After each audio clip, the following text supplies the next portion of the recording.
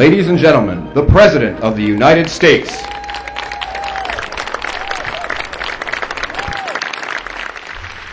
Thank you all. Please be seated.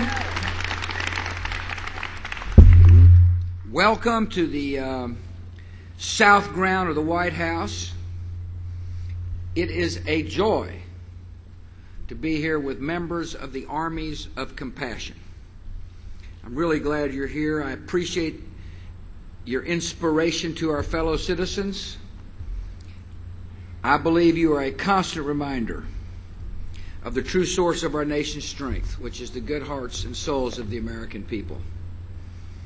We have seen the good hearts of our people over the last week as caring volunteers have helped their fellow citizens through Hurricane Gustav and Tropical Storm Hannah. The Red Cross, which provides a vital role in helping the relief efforts and recovery efforts, has been spending millions of dollars to provide shelter and food for the evacuees and to help with the cleanup efforts.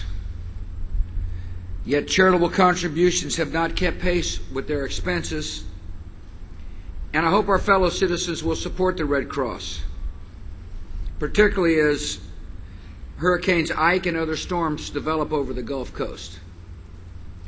You can help by going to the Red Cross's website, redcross.org, and make a vital contribution to help our fellow citizens. I appreciate the fact that those here represent the hundreds of thousands of our citizens who answer the call to love a neighbor like we'd like to be loved ourselves. I appreciate the fact that you and others lift up souls one person at a time. You strengthen the foundation of our democracy, which is the engagement of our people. I want to thank you for what you do. God bless you and welcome.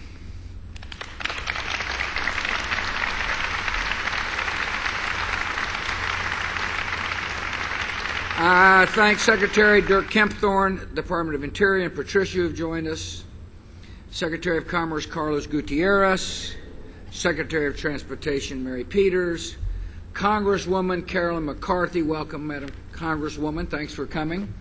I appreciate Stephen Goldsmith, the Chairman of the Corporation for National and Community Service, Jack Hawkins, Director of Volunteers for Prosperity, Ron Shetter, who's the Director of the Peace Corps, I knew that was coming. Gene Case, the Chairman of the President's Council on Service and Civic Participation, and members of that council. I appreciate my buddy Michael W. Smith, who is going to play a couple of songs for us here, and his wife Debbie. I want to thank students, school administrators, and board members from the League that are here today. These are students from schools all across the country. We are glad you are here. With us is the 2007 Spirit of Hope Award recipient. This is the military's way of honoring people who have given back to their communities. Giovanni Belignic. Giovanni, welcome. Thank you, sir. Congratulations to you. I want to thank all those who are here in the United States military. Thank you for wearing the uniform of the United States.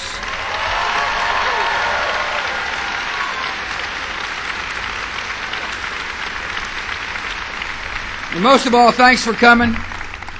Really appreciate you taking time out to come by and let me say hello to you. In my first inaugural address, I challenged all Americans to be citizens, not spectators. Responsible citizens building communities of service and a nation of character. 8 months later, Americans were tested by the worst attack on our nation. In the midst of chaos and sorrow, Americans responded with characteristic courage and grace. It was a remarkable moment in our country. It really was when you think about it. Rescue workers wrote their Social Security numbers on their arms and then rushed into buildings. Citizens became members of ambulance teams, and people from all across the country poured into New York City to help. The terrorists who attacked our country on September the 11th didn't understand our country at all. Evil may crush concrete and twisted steel, but it can never break the spirit of the American people.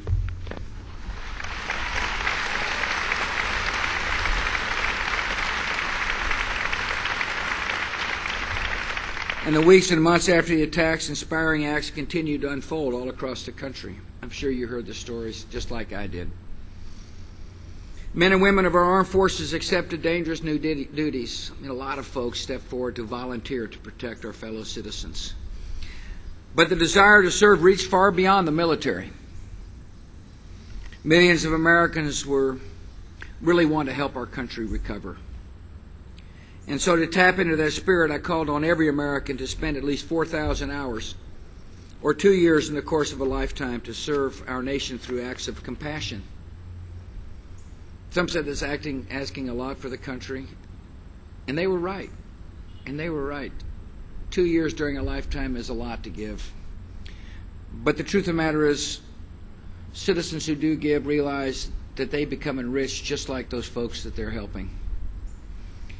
To empower Americans looking to help, we launched what's called the USA Freedom Corps. The goal of the USA Freedom Corps was to connect Americans with opportunities to serve our country, to foster a culture of citizenship and responsibility and service. Over the last 6 years, the USA Freedom Corps has met these goals. One way we helped was to launch a website called volunteer.gov, which is the largest clearinghouse of volunteer opportunities in America. In other words, we used high-tech innovations to be able to channel people's desire to serve in a constructive way.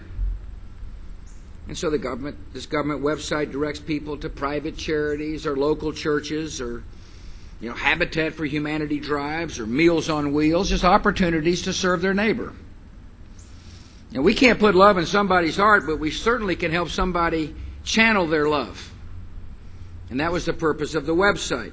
And you can search by hometown. They tell me that if you get on Crawford, Texas, you'll find that the local Humane Society seeks volunteer pet groomers, which makes Barney really nervous. This is just one of 4 million volunteer opportunities on the USA Freedom Corps website. Isn't that interesting? There are 4 million opportunities for somebody who wants to serve to say, here's how I can help.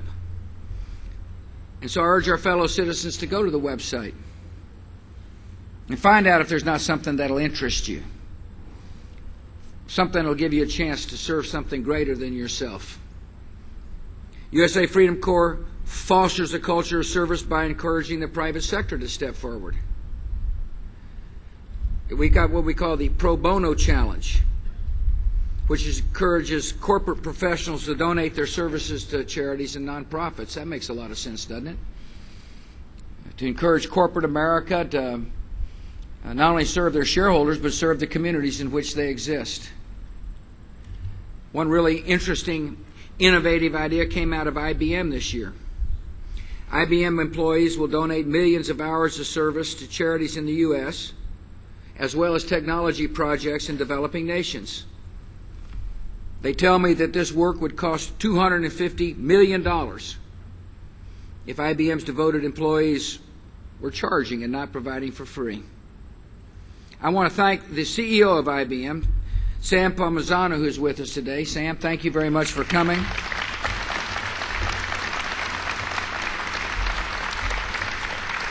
And I encourage corporate America to figure out ways that they can serve to make America a better place.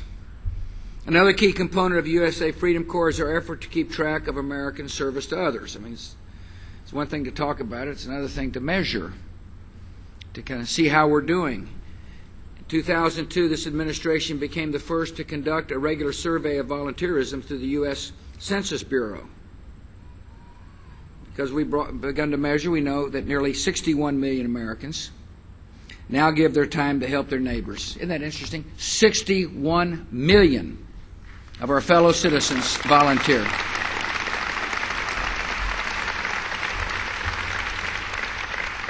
We've also launched new national programs and enhanced others to help our citizens answer the call to service. For example, we helped Americans answer the call by creating the Citizen Corps.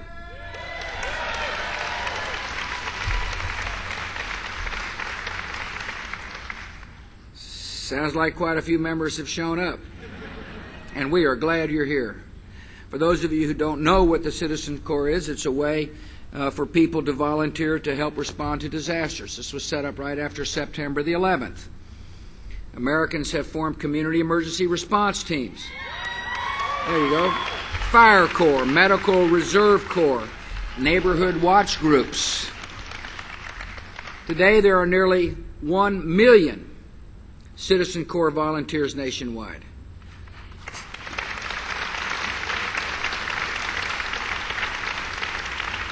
And one of those volunteers is County Judge Ed Emmett from Harris County, Texas. So let me tell you about what the Citizen Corps of Harris County did. So Katrina hits, about 200,000 Gulf Coast residents headed into the Houston area. The Citizen Corps showed up. Volunteers came to process evacuees, to help treat the ill and injured, and to help settle storm victims in permanent housing. Here's what Ed said. I've known him for a long time, by the way.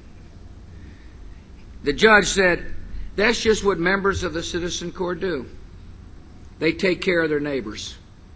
And Judge, I want to thank you and all the members of the Citizen Corps nationwide for taking care of your neighbors.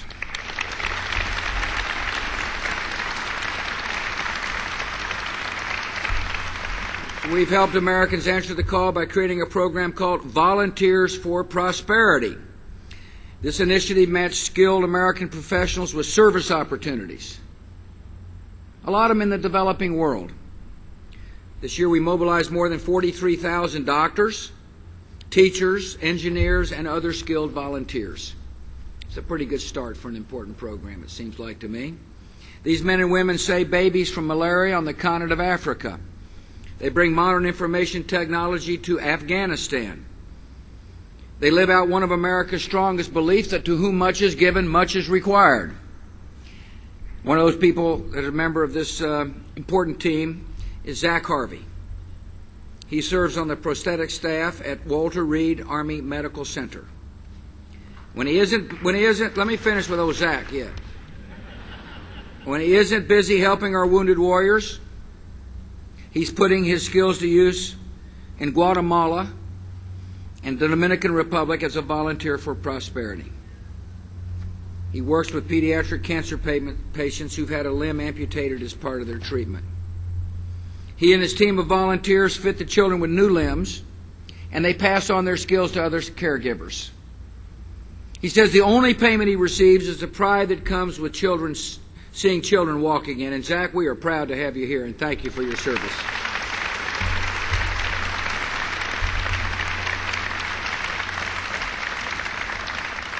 Zach doesn't want anybody to look at him. But you can't help it when you're that kind of kind man. Appreciate it. By the way, both the Citizen Corps and Volunteers for Prosperity have been very effective programs. And I really believe Congress needs to make these good programs permanent.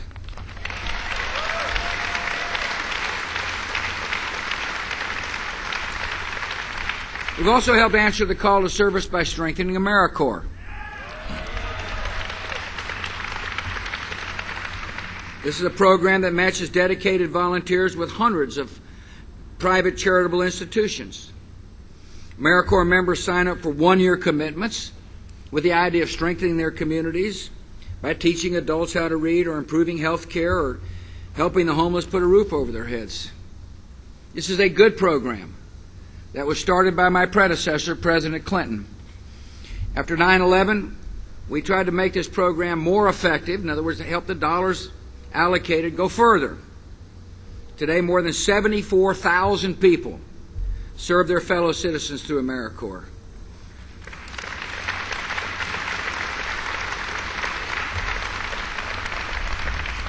I have met AmeriCorps volunteers all over our country, and they're very inspiring Americans. One such volunteer is Emily Green. After college, she enlisted in the program to serve with the Schools of Hope Literacy Project in Madison, Wisconsin. Through the Schools of Hope, Emily has recruited hundreds of volunteers to teach children how to read. What a wonderful gift. When somebody says, how can I help serve America? How about teaching a child to read as a lasting contribution to the future of our country?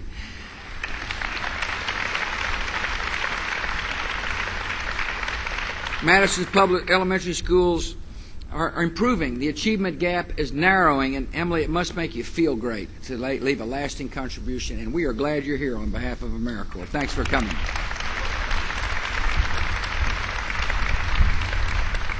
We've also helped others serve by expanding the Peace Corps. Yeah. So see, you don't know what I know, that every time I go to an embassy overseas and I mention anything about the Peace Corps, and there happens to be a Peace Corps contingent, they give that same kind of yell. Peace Corps volunteers are incredibly motivated people, and it's a fabulous program. The number of Peace Corps volunteers has increased. We've reopened programs in 13 countries. And this is a vital program. There are about 8,000 Peace Corps members. They are fighting AIDS in Africa, training poor workers to start their own businesses in Latin America, they're teaching English to children in Asia. What they're doing is they're showing the rest of the world the compassionate heart of the American citizens. I mean, we are a compassionate nation, and the Peace Corps does a fabulous job of advancing that compassion. Preya Burke is with us today. After college, Preya spent 2 years in Ghana, working with the people who are HIV positive, training religious leaders to provide community-based care, and educating young people about HIV preparation. She is now on the staff of the Peace Corps. She represents the 8,000 people who are on the front lines of helping people deal with some of the most difficult problems in the world. Preya, we are honored you're here, and I want to thank the Peace Corps.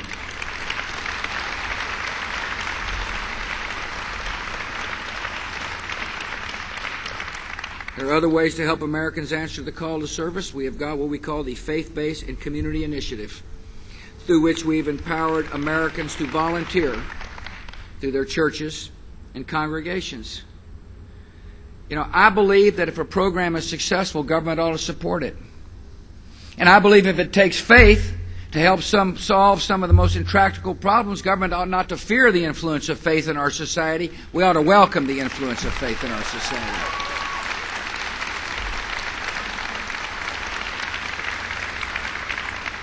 Laura, who's not here but sends her best wishes, has rallied thousands of volunteers to help at-risk children through Helping America's Youth Initiative. We've encouraged volunteerism by holding up examples of our volunteers. You know, to date, 1.1 million Americans have received the President's Volunteer Service Award. It may not seem like a big deal to some people, but when you get one and you show it to people you're working with, they say, how do I get one of those? What do I need to do? Well, what you need to do is serve your community by volunteering and help make somebody's life better.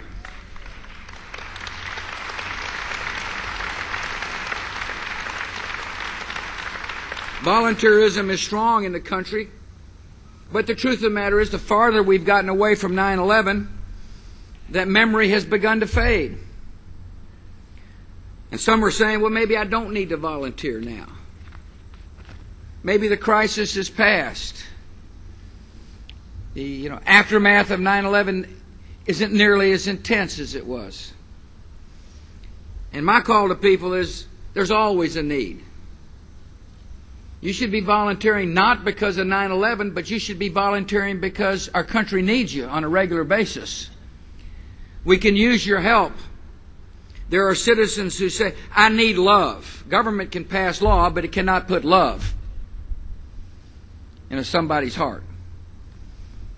Oftentimes that helps when somebody puts their arm around you and say, how can I help you, brother or sister? What can I do to make your life better? And so today I call upon our fellow citizens to devote 4,000 hours over your lifetime in service to your country. You'll become a better person for it. And our society will be more healthy as a result of it. You know, there's an old adage that says, you can bring hope to the lives of others, but the life you enrich the most will probably be your own. I've witnessed the amazing phenomena of voluntarism throughout my travels in this country. At nearly every stop, I make it a point to meet a local volunteer selected by the USA Freedom Corps at the steps of Air Force One. After they get out, over the initial shock of seeing me come off the plane, I love to ask them what they're doing. What are you doing to make your community a better place? One such volunteer is a young woman I met in Pittsburgh named Kristen Holloway. She started a program called Operation Troop Appreciation. It started off as a kind of a small program, just an idea, a desire to make a statement. Her group collects everything from DVDs and phone calls, cards to musical instruments and sports gear.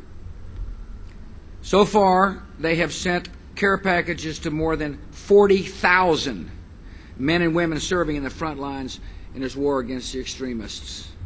In every package,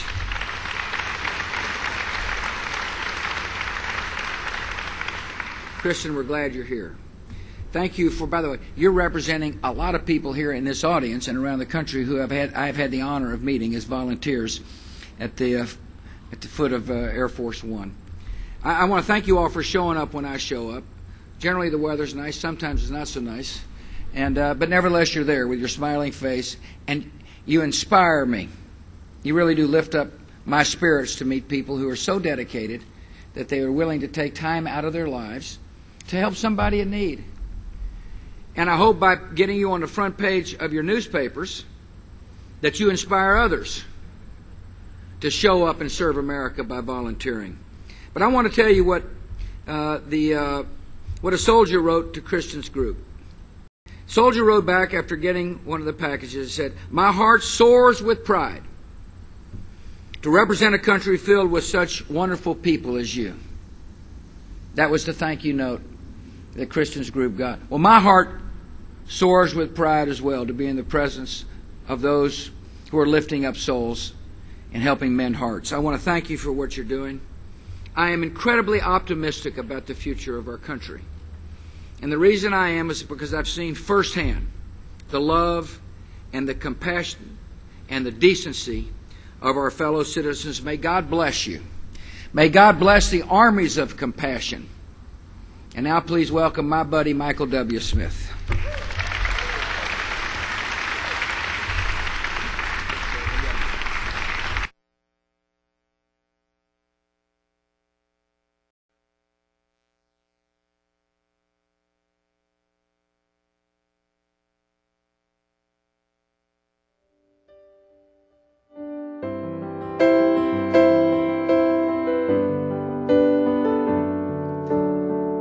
I think everyone would agree with me that you inspire us. So this song's for you, Mr. President. Packing up the dreams God planted in the fertile soil of you. I can't believe the hopes He's granted. A chapter in your life is through. We'll keep you close as always. It won't even seem you've gone, 'cause our hearts in big and small ways will keep the love that keeps us strong.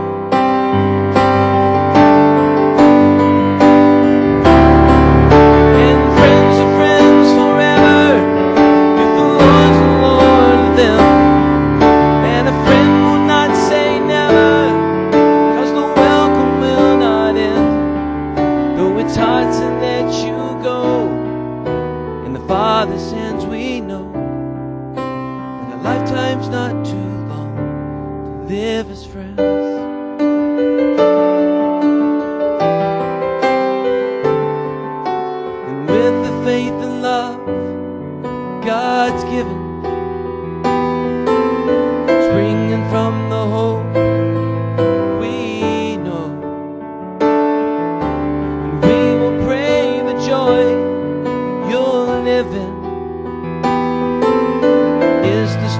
and now you show.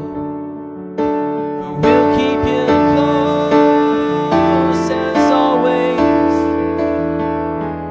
It won't even seem you gone. And 'cause our hearts in big and small ways keep the love that keeps us strong. Yeah, yeah, yeah. And friends are friends forever if the Lord's the Lord of them. And a friend will not say never, 'cause the welcome will not end. Though it's hard to let you go, in the Father's hands we know that our lifetime's not too long to live as friends. And friends are friends forever if the Lord's the Lord of them. And a friend will not say never, 'cause the welcome will not end. Though it's hard to let you go, in the Father's hands we know that our lifetime's not too long to live as friends. No, a lifetime's not too long to live as friends.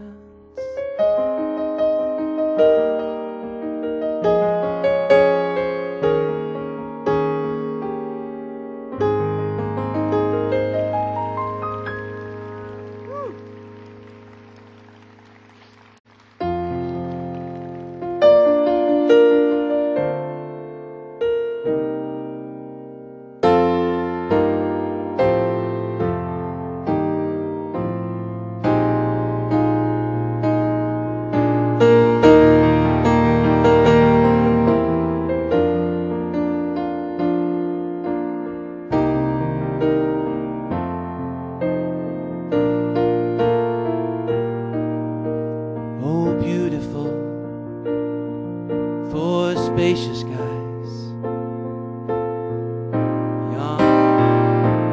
I forgot the words, can you believe it?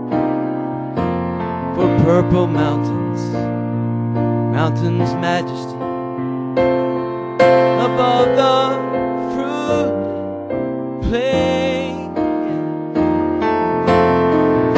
America, America, God shed His grace on me and crowned thy good, oh, with brotherhood